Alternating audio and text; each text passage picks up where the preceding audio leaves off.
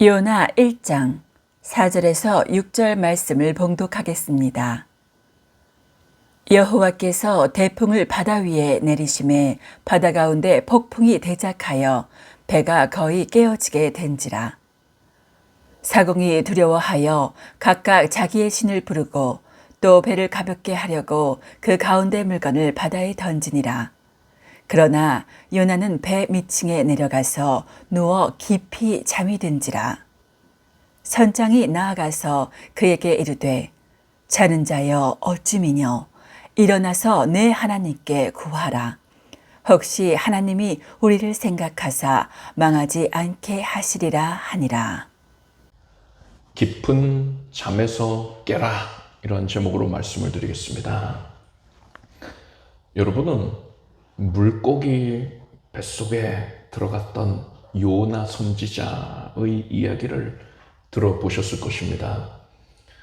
요나 선지자가 바로 오늘 설교의 주인공입니다.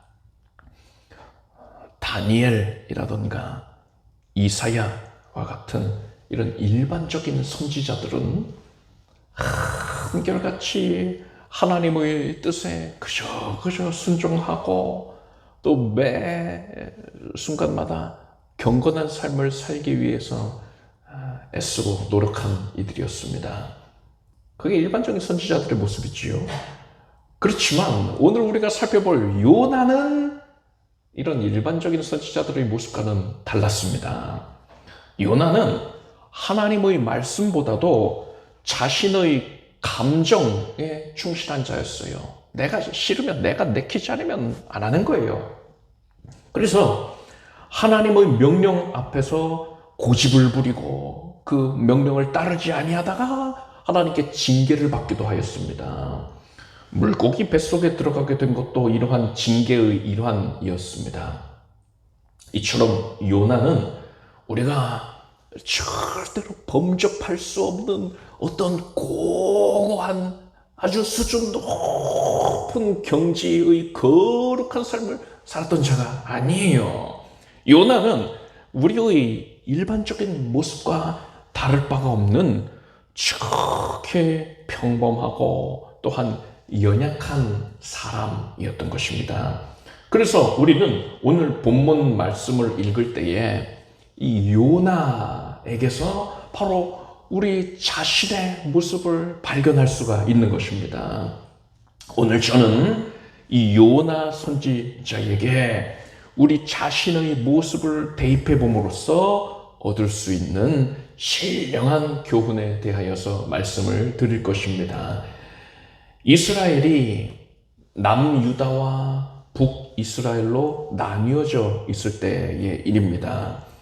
북이스라엘은 당시에 여로보암 2세가 통치하고 있었는데 나라의 국력이 점점 강성해지고 있었습니다. 힘이 부강해졌어요. 역사학자들은 바로 이 시기가 북이스라엘의 최전성기였다라고 평가하고 있습니다. 그런데 북이스라엘의 더 북쪽에는 아수르 제국이 있었습니다. 이 시기에 이 아수르는 크게 힘이 강성해져서 주변 나라들을 정복해서 강제로 합병하여 대제국을 이루고 있었습니다. 이제 조금 있으면 이 아수르가 남쪽으로 내려오면 북이스라엘까지도 집어삼켜버릴 겁니다. 실제로 얼마 지나지 않아서 아수르가 북이스라엘을 멸망시키고 백성들을 포로로 사로잡아가기도 했습니다. 북이스라엘의 입장에서는 지금 전성기를 누리고 있다 하더라도 이 북이스라엘의 국력으로는 도저히 상대할 수 없을 만큼 강대한 이 아수르 제국이 언제 들이닥칠지 모르는 일이니까 불안하기 그지없는 상황인 것입니다. 이러한 북이스라엘의 백성들이 가지고 있는 마음은 알기 쉽게 설명을 하자면 과거에 우리 민족을 생각해 보십시오. 일제가 조선을 집어삼키려고 준비 중일 때 그때의 조선 백성들의 마음을 생각해 보면 쉽게 이해할 수 있습니다. 당시의 조선 백성들이 일제에 대해서 어떻게 생각하고 있었겠습니까? 매국노가 아닌 다음에야 일제를 싫어하는 게 정상이었겠지요. 마찬가지입니다. 북이스라엘의 백성들도 이 아수르를 대단히 싫어하고 있었어요. 아수르를 하면 치가 떨릴 겁니다. 그런 상황에서 하나님께서는 이 북이스라엘의 선지자인 요나에게 이렇게 말씀하신 거예요. 너는 일어나 저 큰 성읍 니느웨로 가서 그것을 쳐서 외치라. 그 악독이 내 앞에 상달하였음이니라 하셨습니다. 니느웨는 아수르 제국의 수도입니다. 하나님께서는 요나에게 내가 아수르를 심판하고자 하니 너는 그들에게 가서 나 하나님의 심판이 임박하였다는 것을 알려라. 그래서 그들이 회개하여 나의 심판을 받지 아니하게 해라. 이렇게 말씀하신 거예요. 이것은 일제의 침략을 앞두고 있는 조선인에게 너는 일본 제국의 심장부인 동경으로 가서 그들을 회개케 하여 그들을 구원하라. 이렇게 명령하는 것과 같은 것입니다. 요나는 자신의 조국 북이스라엘을 위해서는 아수르가 망해야 된다. 이렇게 생각을 하고 있었습니다. 그래야지 자신의 가족들과 또 동족 이스라엘 백성들이 평안히 지낼 수 있을 테니까 그렇게 생각하는 게 당연한 것이지요. 그래서 요나는 하나님, 제가 그들에게 가서 하나님의 심판이 임박했다는 것을 외쳐가지고 그 사람들이 회개를 하면 하나님은 그들에게 재앙을 안 내리실 것이 아닙니까? 저는 그렇게는 못하겠습니다. 이렇게 말했어요. 요나가 하나님께 이렇게 말했다는 것은 요나서 4장에 나옵니다. 그 길로 요나는 다시스로 도망을 치기 위하여서 항구 도시인 요빠로 내려갔습니다. 다시스가 어디냐? 당시에 지구가 평평하다 이렇게 사람들이 인식을 하고 있지 않았습니까? 그래서 땅의 끝이 존재한다고 생각을 했어요. 그래서 서쪽 끝은 이 다시스다 이렇게 생각을 해서 오늘날의 스페인의 도시라고 생각하시면 됩니다. 하나님께서는 요나에게 동쪽에 있는 니느웨로 가라 하셨는데 요나는 정반대인 서쪽 끝으로 도망을 치고자 했던 겁니다. 성경은 요나의 이런 모습을 가리켜서 요나가 여호와의 낯을 피하려고 그리했다 이렇게 기록하고 있습니다. 여러분, 하나님의 낯을 피하는 게 가능하겠습니까? 하나님은 무소부재하신 분이십니다. 무소부재가 뭡니까? 부재는 없다는 것이요. 그 장소에 없다는 거잖아요. 부재중통화 하지 않습니까? 근데 부재가 무소하다는 거예요. 그런 장소는 없다라는 겁니다. 하나님이 부재하신 장소는 존재치 아니한다는 겁니다. 하나님은 어디에나 계신다는 거예요. 사람이 하나님의 눈을 피해서 도망치는 것은 애초에 불가능한 겁니다. 그런데 요나가 왜 하나님의 낯을 피할 수 있다고 생각을 했을까요? 요나는 분명히 창세기 말씀을 통하여서 하나님이 창조자가 되신다는 것과 온 세상 만물을 친히 다스리고 계시다라는 사실을 분명히 알고 있었을 겁니다. 그렇지만 요나는 하나님의 통치 범위가 이스라엘 지역을 위주로 이루어진다라고 생각을 하고 있었던 거예요. 이런 선입견을 가지고 있었던 겁니다. 이런 사고방식은 요나뿐 아니라 야곱에게서도 찾아볼 수 있습니다. 야곱은 형 에서를 피해서 브엘세바를 떠나서 이 밧단 아람으로 가던 중에 길가에서 잠들었어요. 돌베개를 베고 잤습니다. 그런데 그때 하나님의 임재를 경험을 했습니다. 야곱은 황홀함 가운데에 잠에서 깨어나서는 하나님이 이곳에도 계시는구나. 나의 아버지 이삭이 있는 그곳 브엘세바 이 근처에만 하나님이 역사하시는 줄 알았는데 내가 지금 나온 이곳에도 하나님이 계시는구나. 이걸 깨닫고서는 감격합니다. 그래서 그곳의 이름을 하나님의 집이다 라는 뜻의 베델이라고 불렀습니다. 요나도 야곱이 그랬듯이 자신의 선입견 안에서 하나님은 이스라엘 지역 내에 아니면은 어느 지역 내에만 역사하실 거야, 이런 식으로 하나님을 이해를 하고 있었던 거예요. 그래서 요나는 하나님의 영향권에서 벗어날 수 있다 생각해서 그것을 위해서 도망을 쳤던 겁니다.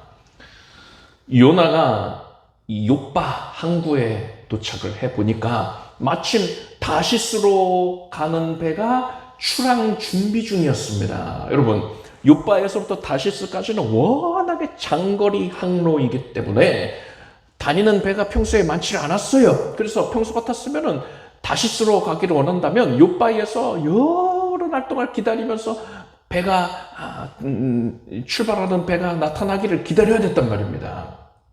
그런데 요나가 항구에 도착하자마자 곧바로 배를 타게 되었으니 요나는 참 잘 되었다, 만사 형통하구나, 이렇게 생각을 했던 겁니다. 신이 났어요. 게다가 배가 출발을 하니까 바람도 적당하게 불어줍니다. 배가 나아가는 데에 조금도 어려움이 없는 거예요.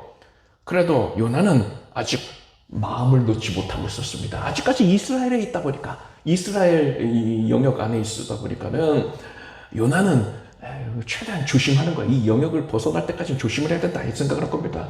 그래서 요나는 하나님께 최대한 들키지 않기 위해서 배의 가장 아래층으로 내려가 있었습니다.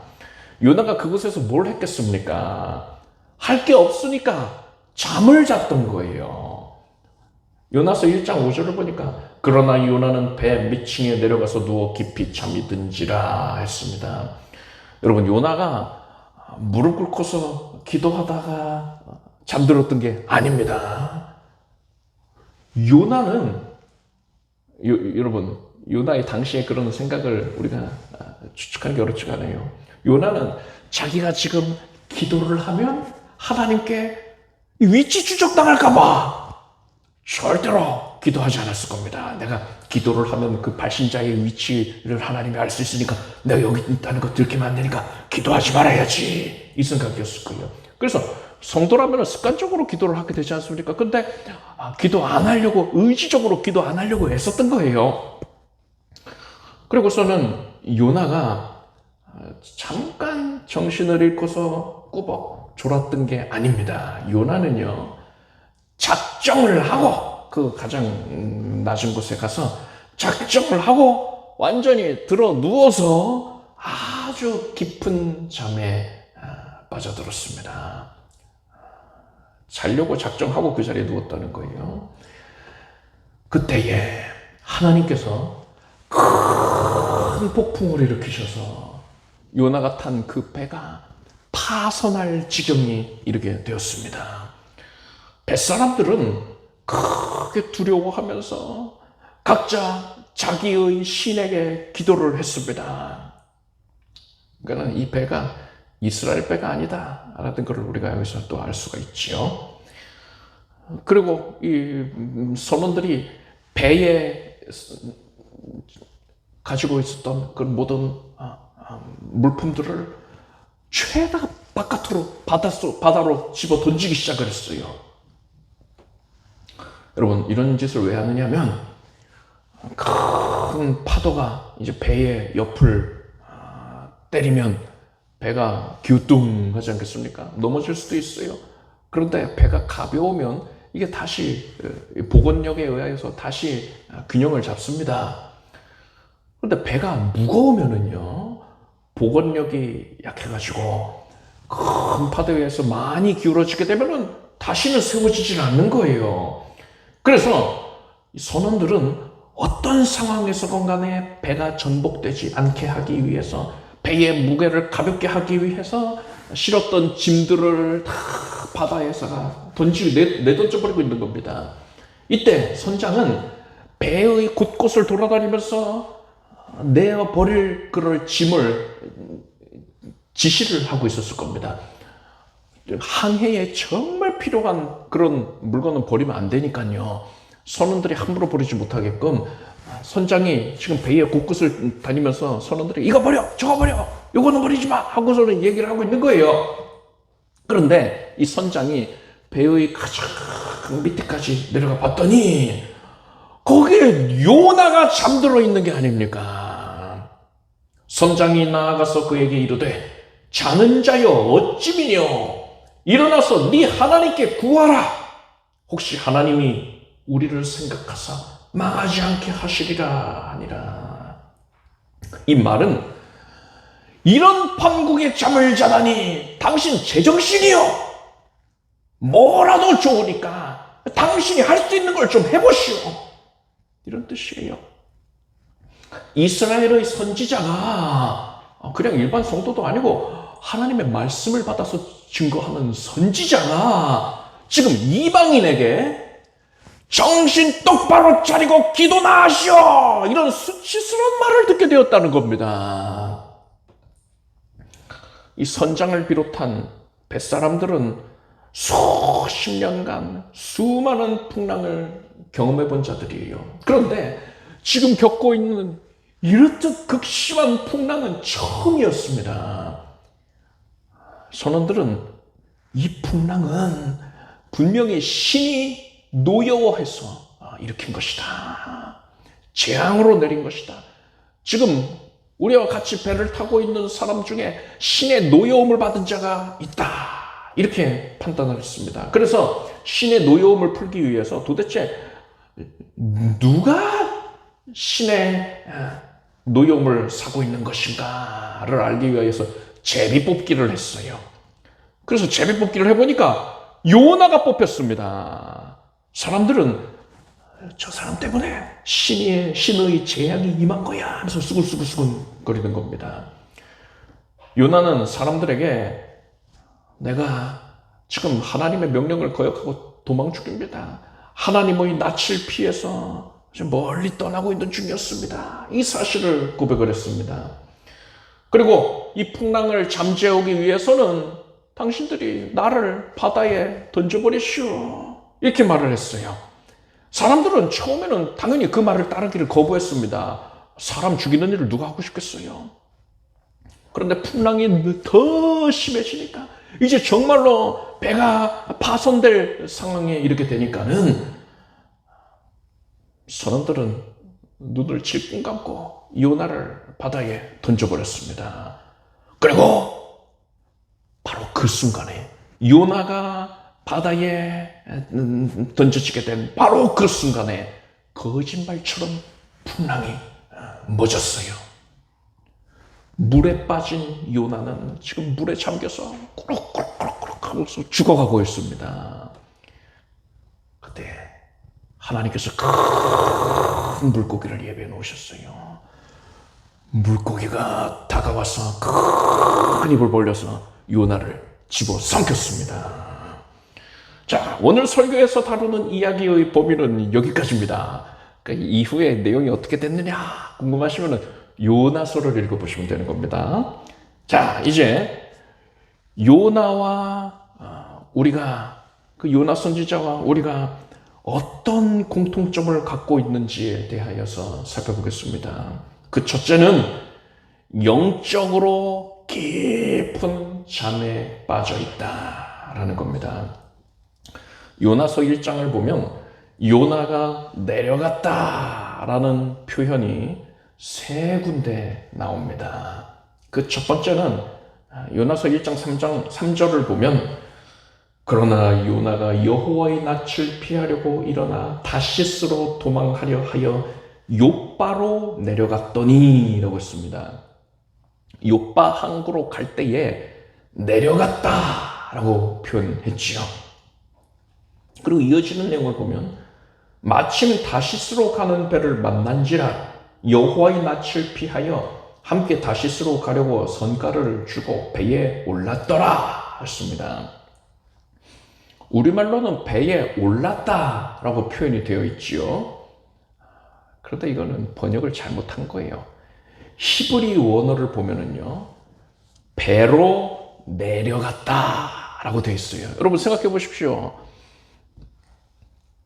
사람이 배에 타려고 할 때에 이제 선착장에서 이제 배에 탈 때에 배가 뭐 작은 배고 한 두세 명만 타는 배 같으면은 배를 향해서 내려갈 수 있지요. 그런데 지금 요나가 탄 배는 무역선입니다.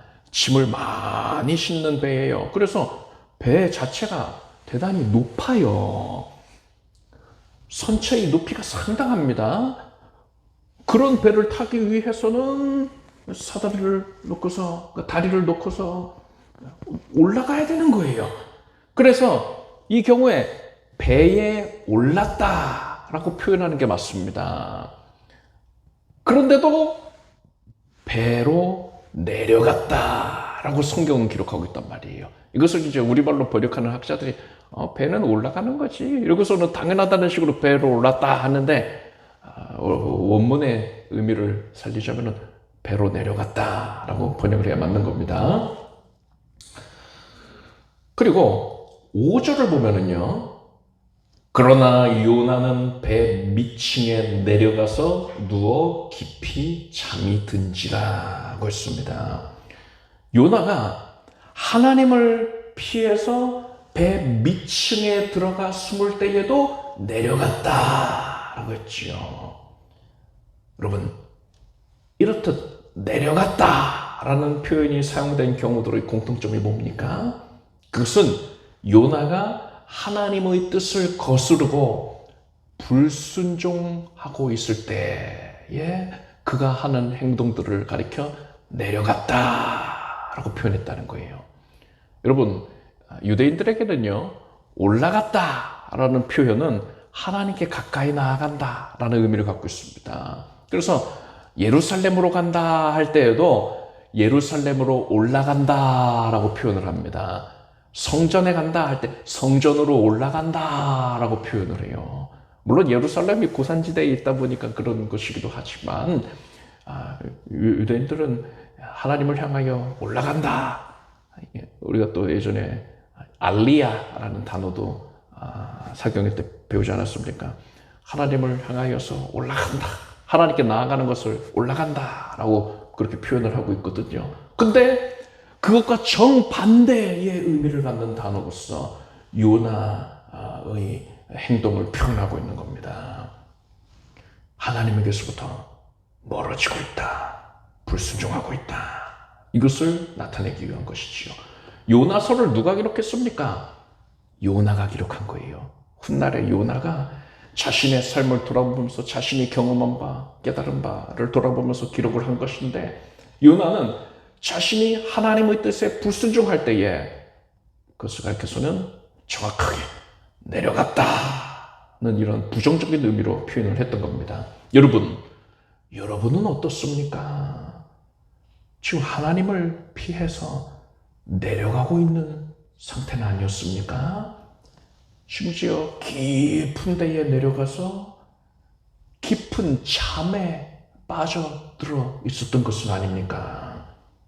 여러분 중에는 이 말씀을 듣고는 아니, 내가 왜 깊은 잠에 빠져 있습니까? 나는 하나님께 불순종하지도 않았고, 예배도 지금 예배 드리고 있는 것처럼 예배도 성실하게 잘 참석해왔고, 말씀도 규칙적으로 잘 읽었고, 기도도 열심히 했어요. 나름대로 열심히 했어요. 이렇게 말씀하시는 분도 있을 거예요. 그런데 여러분 생각해 보십시오. 예수님께서 제자들에게 너희는 온 천하에 다니며 만민에게 복음을 전파하라 하셨습니다. 우리는 예수님의 이 명령이, 복음을 전파하라, 이 명령이 제자들에게만, 예수님 앞에 있는 그 제자들에게만 하신 말씀이 아니라는 걸 알아야 돼요. 예수님께서 하신 이 말씀을 듣는 대상이 누굽니까? 기록된 성경을 읽는 우리들, 예수님을 구세주로 믿어서 예수님의 제자로서의 삶을 살기를 원하는 모든 성도들에게 하신 말씀이라는 것을 우리는 알아야 됩니다. 이제 여러분께 여쭙겠습니다. 여러분은 지난주에 얼마나 복음을 전했습니까? 하나님께서 요나에게 니느웨에 가서 전하라 하셨는데 요나가 그 말씀에 따르지 아니하고 그가 자기 임의대로 행한 행동들, 그것이 바로 내려가는 것이었다 하지 않았습니까? 순종하지 아니하고 행한 모든 일들이 불순종이었던 거예요. 마찬가지로 우리가 복음을 전하라 또한 예수님의 명령을 받았는데도 불구하고 복음을 전하지 아니하고 있다면 그것이 바로 불순종인 것이고 하나님을 피하여서 내려가고 있는 중인 것이고 영적으로 깊은 잠에 빠져 있는 상태라는 겁니다. 여러분은 절대로 하나님을 피하여서 내려가서 깊은 잠에 빠져드는 자가 되지 말고 복음을 전함으로써 하나님을 향하여서 올라가고 또 올라가게 되기를 바랍니다. 요나와 우리의 두 번째 공통점은 깊은 잠에 빠져 있는 자를, 바로 우리들을 세상이 깨우고 있다는 거예요. 큰 풍랑으로 인해서 죽을 지경이 되었는데도 요나는 깨어나질 않았습니다.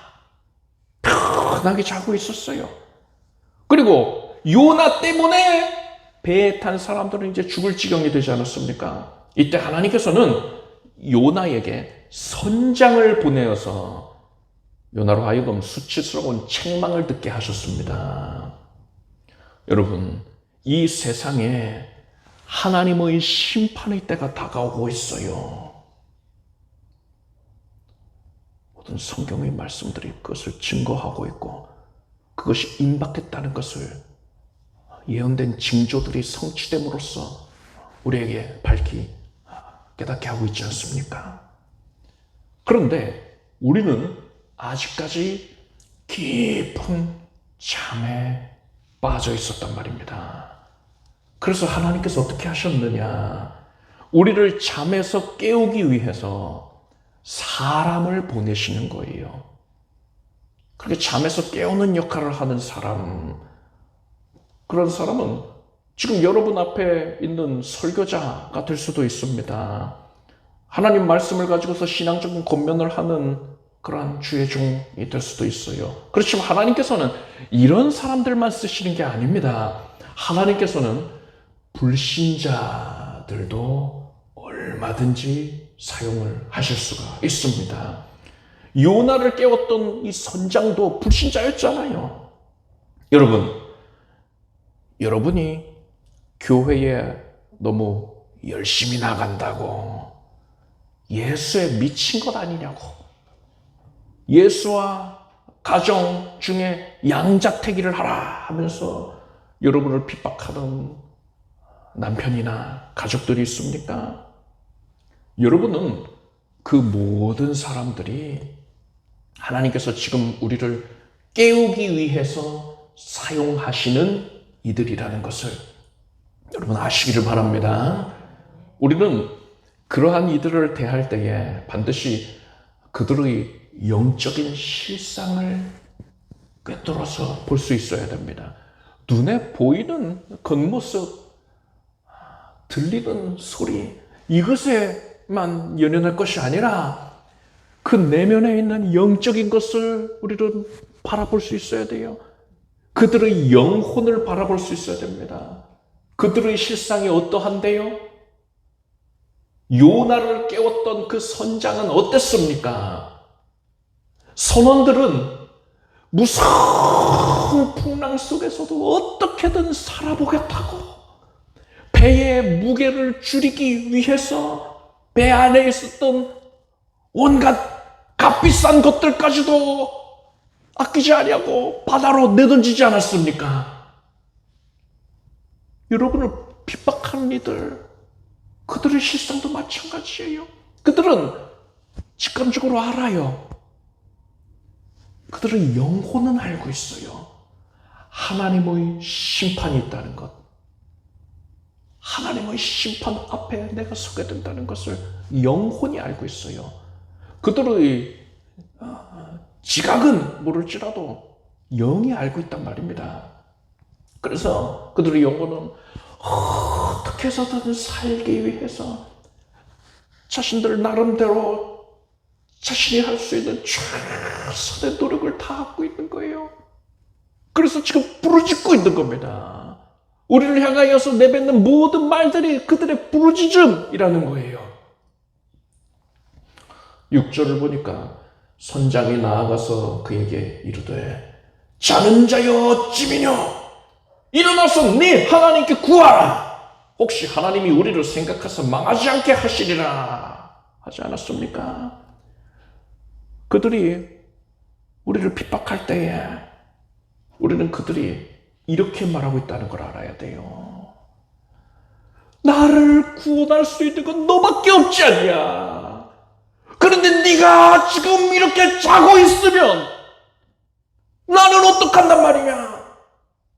어서 빨리 네가 잠에서 깨어나서 나를 구원의 길로 이끌어줘야 하지 않겠느냐. 그들의 영혼이 지금 이렇게 목 놓아서 부르짖고 있다는 겁니다. 이것을 위해서 우리를 책망하고 있다는 거예요. 여러분 이 사실을 깨닫게 되기를 바랍니다. 세월호 사건을 그 참사를 우리가 떠올려 보면은요, 온 국민들이 그 세월호의 선장과 또 선원들에게 분노를 했었던 이유가 뭡니까? 단지 화풀이 대상이 필요했기 때문에 분노했던 게 아니에요. 그 선장과 선원들은 배가 침몰하는 상황에 충분히 대처할 수 있는 자들이었습니다. 그들은 승객을 안전하게 대피시킬 수 있는 훈련을 받았고 또 그만한 능력을 갖고 있는 자들이었단 말이지요. 그럼에도 불구하고 그들은 자신들이 마땅히 해야 할 임무를 하지 않았어요. 가만히 있었죠. 아니요, 가만히 있었던 게 아니네요.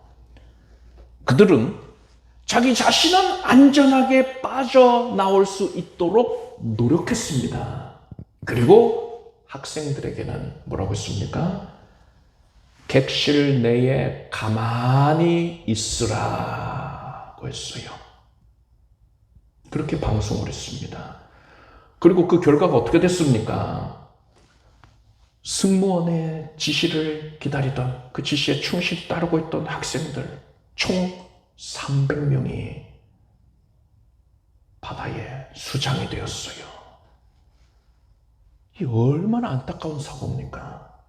그런데 여러분, 영적으로 볼 때에 우리가 바로 그 세월호와 같은 그러한 배를 타고 있다는 것을 알아야 됩니다. 우리는 지금 세상이라는 배를 타고 있어요. 그리고 성경에 예언된 대로, 작정된 대로 하나님의 심판이, 무서운 심판이 이 배를, 이 세상이라는 배를 침몰시킬 겁니다. 배 안에 타고 있는 사람들, 여러분 누가 있습니까? 내가 타고 있지요.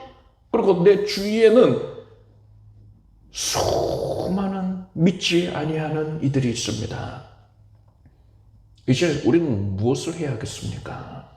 하나님께서는 에스겔서에서 가령 내가 악인에게 이르기를 악인아 너는 정령 죽으리라 하였다 하자 네가 그 악인에게 말로 경고하여 그 길에서 떠나게 아니하면 그 악인은 자기 죄악 중에서 죽으려니와 내가 그 피를 네 손에서 찾으리라 하셨습니다. 무슨 말입니까? 내가 깊은 잠에 빠져 있어서 내가 복음을 전하지 않아서 그들이 지옥에 가게 된다면 하나님께서는 그 책임을 나에게 물으시겠다는 거예요. 여러분, 이것은 정말로 두려운 말씀입니다. 여러분, 나의 내면을 지금 솔직하게 돌아보십시오. 나는 세상에 임할 하나님의 심판을 대수롭지 않게 여기고, 나는 구원받았으니까 됐지. 나는 예수님의 죄사해 주시는데 그거 믿으니까 대속해야 돼. 날 위해서 대신 십자가에 달리셨다는 그 은혜 나는 진짜로 믿으니까. 그랬으니까 됐어. 난 구원받았으니까 됐어. 다른 사람들은 어쩔 수 없지. 이렇게 생각하고는 하나님의 낯을 피해서 배의 가장 깊은 곳으로 내려가서 깊은 잠에 빠져 있었던 것은 아닙니까? 나의 가족들과 이웃들, 내가 교회 다닌다고 나를 핍박하는 남편, 교회 가자는 말은 다시는 꺼내지 말라는 가족들과 이웃들, 나의 친구들, 그들의 실상은, 겉으로 보이는 그 모습이 다가 아니라 그들의 실상은 뭐라고 하고 있는 거였어요? 나는 지금 마귀에게 엉들려 있다. 제발 나를 구해다오. 나도 예수를 믿게 해다오. 예수의 피로 내 죄도 씻음받게 해다오. 이걸 네가 해줘야 되는데 너는 왜 나에게 복음을 전하지 않고 있는 것이냐 하면서 그들은 목이 다 시리고 그들의 영혼이 지금 절규를 하고 있다는 사실을 우리는 반드시 알아야 합니다. 선장이 요나를 책망했던 것처럼 그들이 지금 우리를 책망하고 있다는 것을 우리는 반드시 알아야 합니다. 우리는 그들이 지옥에 가게 되는 것이 바로 내가 그들에게 복음을 전하지 않았기 때문에, 그들을 예수께로 이끌지 않았기 때문이라는 것을 분명히 알아야 돼요. 우리 교회는 지금 전도 기간을 갖고 있습니다. 하나님께서 우리들에게 이제는 깊은 잠에서 깨어나라 명령하시는 거예요. 우리를 책망하시는 겁니다. 더 이상 깊은 잠에 빠져 있어서는 아니 되기 때문에 책망해 주시는 거예요. 이제 여러분은 여러분 주위에 믿지 아니하는 이들, 그들의 영혼에 대한 책임감을 갖길 바랍니다. 진정 책임감을 갖게 되길 바랍니다. 그래서 여러분은 이번 전도 기간 중에 이제 부활주일까지인데 전도 기간 중에 내가 누구에게 전도를 해야 하는가, 이것을 곰곰이 헤아리며 반드시 한 사람 이상에게 내가 복음을 전하겠다고, 그래서 그의 영혼을 구원해내야겠다고 이런 절박한 결단을 하게 되기를 바랍니다. 그리고 그것을 결단했다면 우리는 간절하게 정말 생명을 다해서 기도를 해야 되는 거예요. 선장이 네 하나님께 기도해라 했던 것처럼 우리는 기도를 해야 되는 거예요. 그리고 이제 용기를 내야지요. 핍박을 받으면 어때요? 그를 살리는 길인데 그가 나를 미워하면 어때요? 내가 불이익을 받으면 어때요? 영혼을 살릴 수 있다면 그거 다 감수해야 되는 겁니다. 그들에게 이제는 담대히 나아가서 내가 예수님으로 말미암아 얻게 된 구원의 은혜, 이 은혜를 전하십시오. 그리고 그분들 하나님의 몸된 전으로, 교회로 모시고 와야 돼요. 그래서 증거되는 복음을 듣게 하여서 그들도 예수님을 구세주로 영접하게 해야 되는 것입니다. 그러한 노력을 이제는 우리도 볼 수 있게 되길 바랍니다.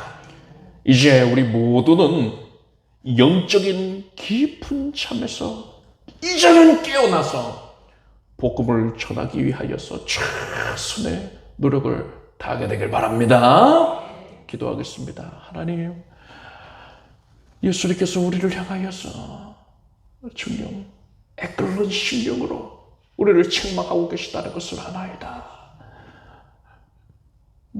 나의 불순종을 인하여서 수많은 이들이 내 주위에 하나님께서 관계 맺음하게 하신 수많은 이들이 죽어가고 있고 그것이 방치되어 있습니다.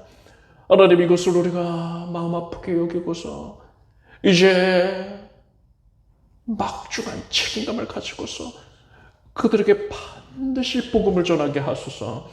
어떤 핍박이나 어떤 괴로움, 그것이 우리의 이 열정을 사그라뜨리지 못합니다. 오직 영혼 구원을 위하여서 그들을 살리기 위해서 예수 그리스도의 죄 사하여 주신 은혜, 피 흘리신 은혜를 우리가 열렬히 전하게 하소서. 오직 그 은혜만 전할 것이고 그들을 강권하여 하나님의 집으로 초청케 하여 주시옵소서. 주여, 이것을 위하여서 사람의 말의 지혜로 할 것이 아니라 사람의 행위를 드러낼 것이 아니라 오직 성령의 나타남과 능력으로만 행할 수 있는 줄로 압니다. 하나님께서 도와주소서. 하나님께서 개입하여 주소서. 우리가 복음전도를 위해서 더 힘써 기도하고 결단하고 담대함을 갖고 행하게 하여 주시옵소서. 예수님의 이름으로 기도드립니다.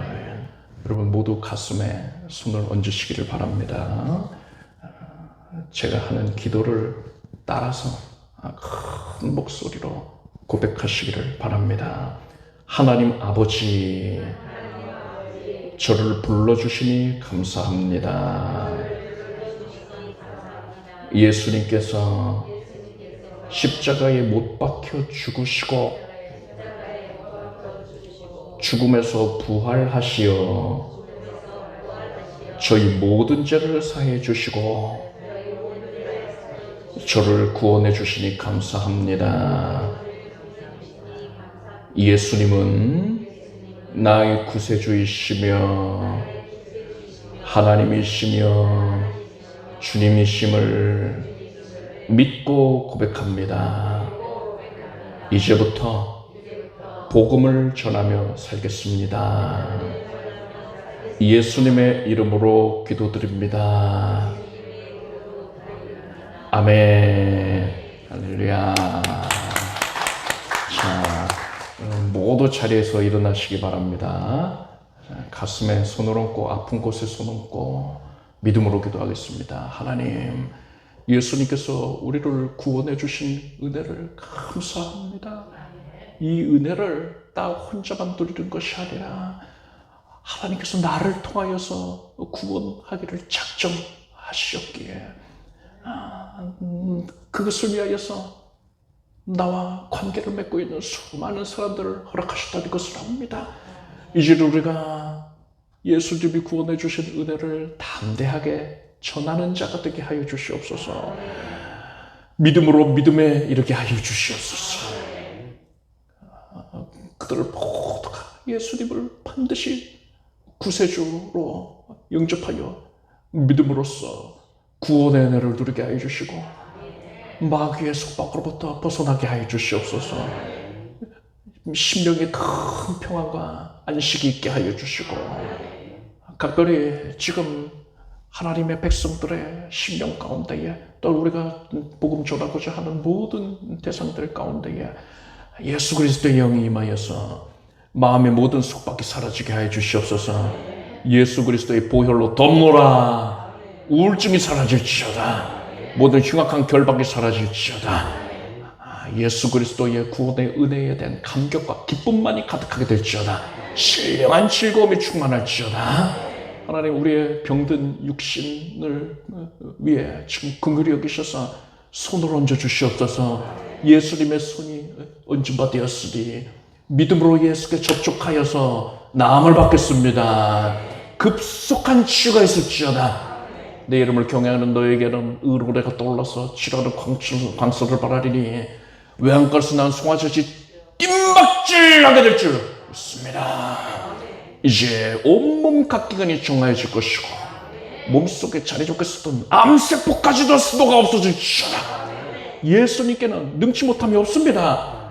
사람이 고치는 것 아니고 예수님이 고치십니다. 예수님께서 고쳐내시고 영광을 거두시옵소서. 예수께서 우리를 온전케 하시나이다. 머리에서 발끝까지 온몸 각 기관이 기이한 표적 가운데 고침받게 하여 주시옵고 온몸에 이 생명으로 충만케 하여 주시며 면역력이 온전케 하여 주시고 질병이 한 길로 왔다가 이제 7길로 떠나가게 하여 주시옵소서. 생명으로 때 넘치게 얻게 될지어다. 우리 온 성도들이 이루고자 소망하는 바다가 예수 이름으로 다 성취되게 하소서. 하나님께서 막혔던 길을 열어주시옵소서.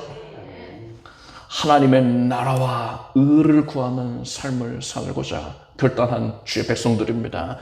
이 모든 것을 더하여 주겠다 하나님께서 약속하셨으니 이제 영혼을 잘되게 하신 같이 영혼이 잘된 같이 범사가 잘되고 강하게 하여 주시옵소서. 지금 주 예수 그리스도 안에서 소원하는 제목이 기이한 표적 가운데 전격적으로 응답이 될지어다.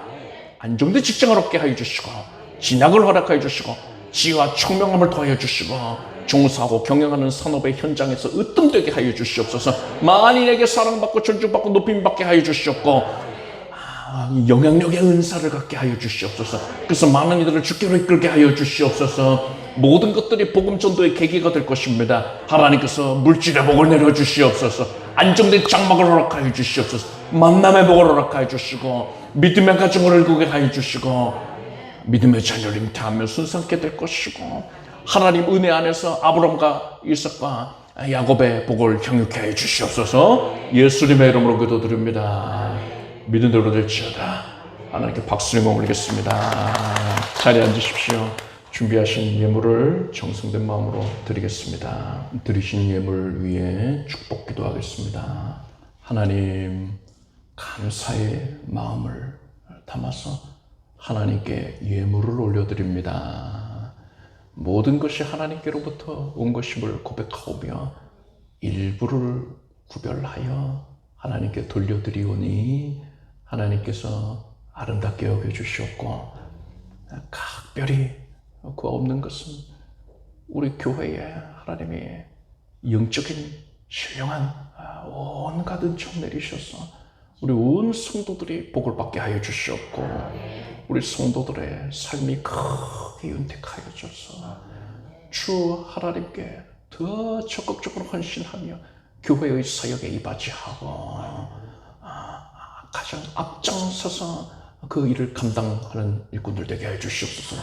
각 가정이 복을 받게 하시고 구원의 은혜를 넘치게 누리게 해주시옵소서. 예수님의 이름으로 간절히 기도드립니다. 아멘.